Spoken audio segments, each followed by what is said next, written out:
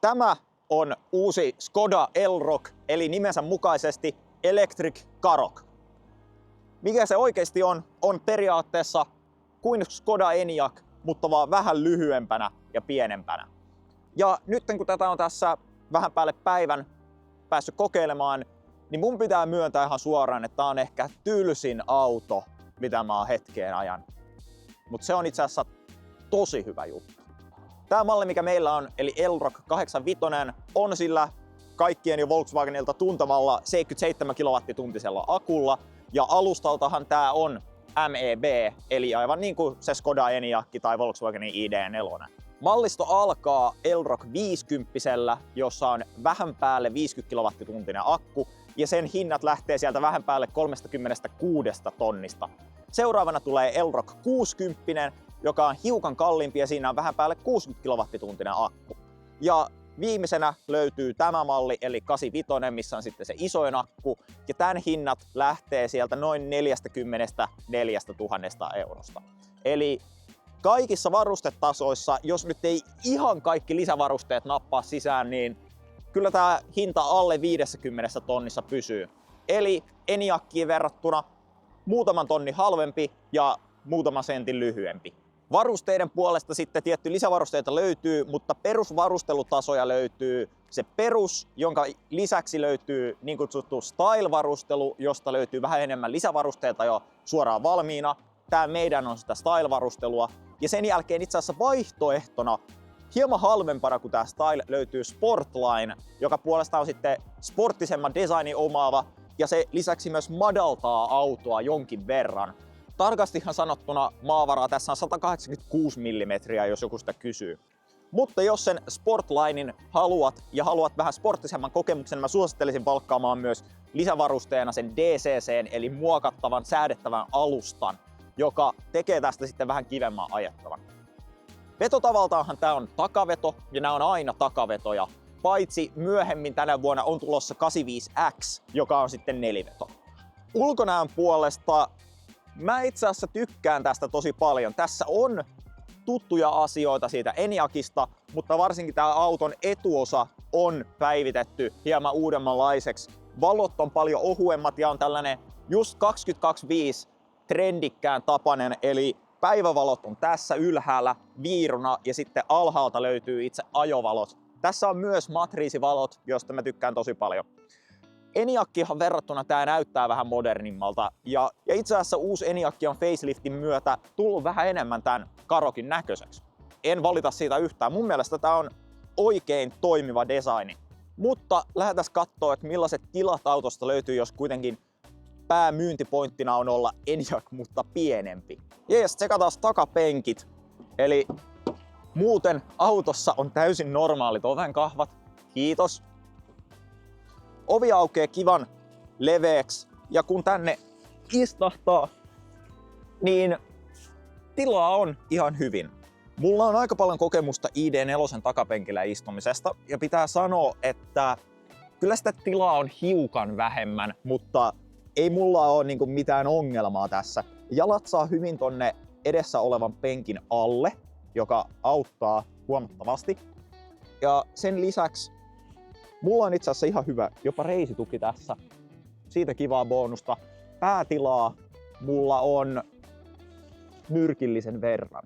Eli tälleen 185 senttisenä ihan hyvin tänne mahtuu.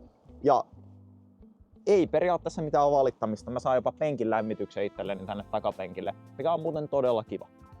Takaluukun puolesta on muuten ehkä yksi ensimmäisistä autoista, jossa mä oon luotettavasti saanut ton potkasemisen toimimaan, joten pisteitä siitä. Takaluukku itsessään on vähän pienempi kuin esimerkiksi siinä Enyaqissa, mutta tilaa täältä löytyy silti ihan hyvin. Ja lisäksi tähän välipohjan, mikä täältä on, niin tähän saa kyllä heivattua pois, jos haluaa, jonka jälkeen syvyyttä tulee vielä vähän lisää. Peruskodamaiset jutut täältä löytyy, eli saa kauppakassit tai mitä vaan tänne kiinni.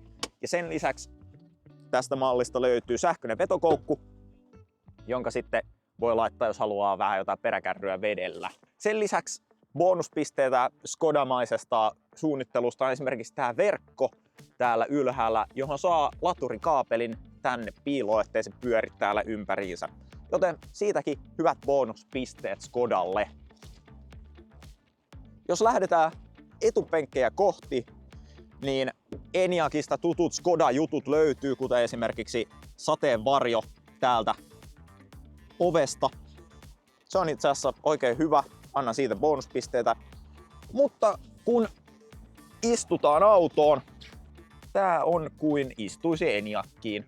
Lisäpisteitä mun pitää myös antaa tämän Style-varustelutason mukaan tulevista punaisista turvavöistä, joista ei tarvinnut maksaa tuhansia euroja ekstraa niin kuin Porschella.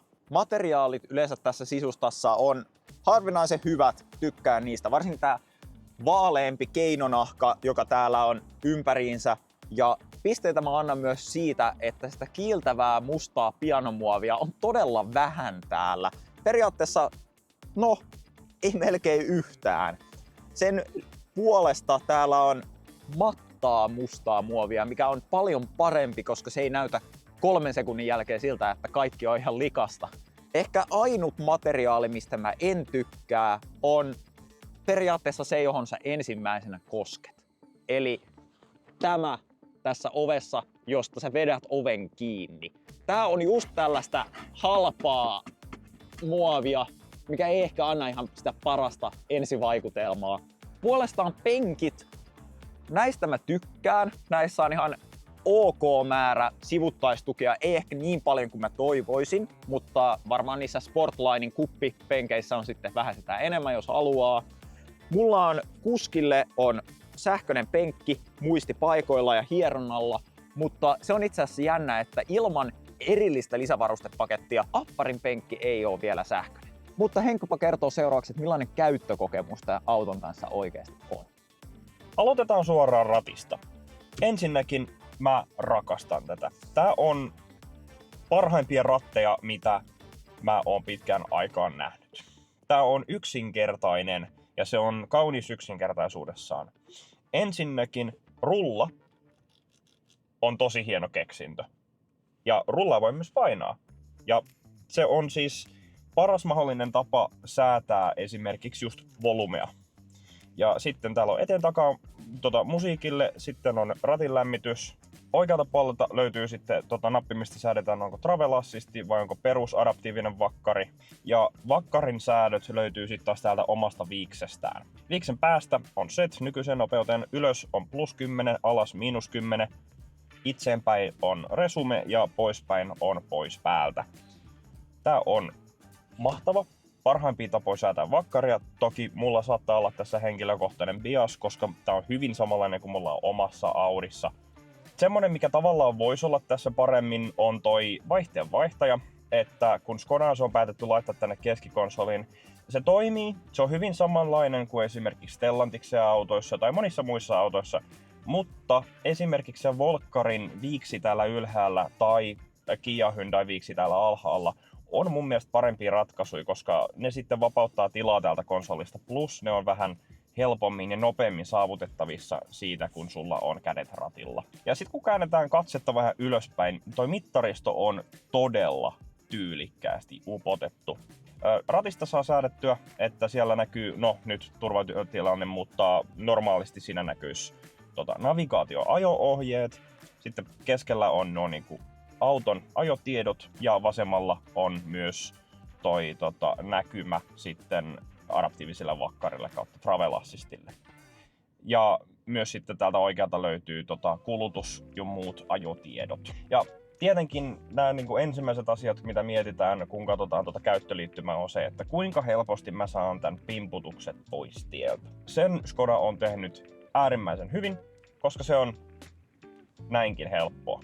Ja siitä vierestä löytyy akun optimointi. Akku on nyt lämmin, niin sitä ei voi painaa, mutta pelkästään yhden painalluksella nyt akku alkoi lämpenemään.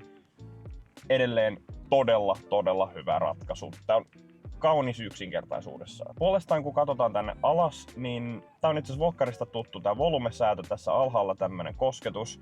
Ja siitä sitten taas puuttuu puolestaan tuo lämmön säätö. Eli ilmastointisäätö on vain ja ainoastaan näytöstä. Ja tossa on myös penkilämpärisäätö siinä vieressä. Tää on ihan ok, ne on aina siinä näkyvillä, mutta ehkä olisin tykännyt, jos täällä olisi sitten ollut fyysinen kytkin vielä noille lämpötiloille tai penkin lämpäreille etenkin. Ja niin kuin mainitsin, täältä alhaalta löytyy rivifyysisiä kytkimiä. Sieltä löytyy nuo avustimet, jos haluaa jotain muuta hakea kuin mitä tuolla ylhäällä on. Ajotila, eli sport, normaali tai individuaali. Tutkanäkymä kautta kameranäkymä. Etu- ja takalasin lämpärit fyysisillä kytkimillä. Se on niin erityisen hyvä, siitä mä tykkään. Ja sitten yksi nappi, mistä pääsee ilmastoinnin säätöön. Kuten voisikin toivoa, niin käyttöjärjestelmä muuten toimii todella hienosti, niin kuin uusilta mebeillä nyt niin kuin voikin olettaa. Esimerkiksi täältä latauksesta näkyy, mikä on meidän tämänhetkinen pikalatauskykky. Se on nyt aika hyvä, koska se on optimoitu, akku on lämmin, mennään seuraavaksi laturille. Ja kaikki muukin tässä autossa toimii niin kuin voisi olettaa ja toivoa.